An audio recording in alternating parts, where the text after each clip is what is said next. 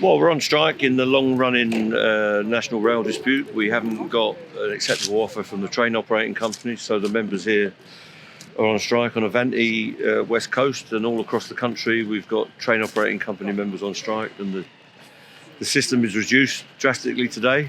But we're hoping that we can get some negotiations going soon and get a settlement to the dispute.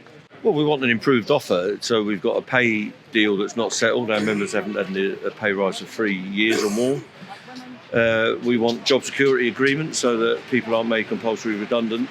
And of course, the companies want to change the railway, which we see largely as an attack on our members' working conditions and their contracts of employment. So we want to secure an agreement on that so that those changes aren't imposed on our people.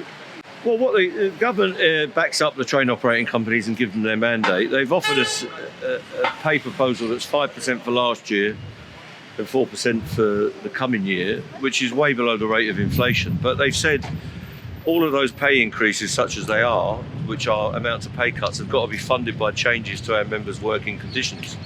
So it's a self-funded pay rise, really, and that's very difficult for us, because the conditions they're putting on that deal are just not acceptable to our people. So we're stuck in a deadlock, really, where the offer is underfunded, the conditions are not acceptable, and we haven't got a way forward.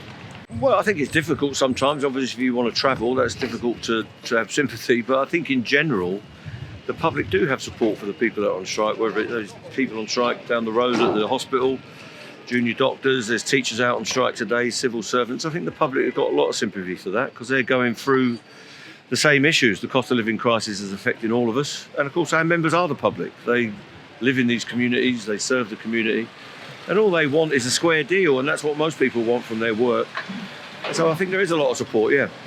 There's always a light at the end of the tunnel. It depends if you want to go towards it. So most people who are involved in these negotiations and in the industry know what needs to be done. There are some straightforward solutions where we could work it up, but it's up to the government whether they want to give the companies a mandate where we can get a settlement to the dispute. I'm not in control of that. All I can do is negotiate with the people in front of me, and I've got to do what our members instruct us to do.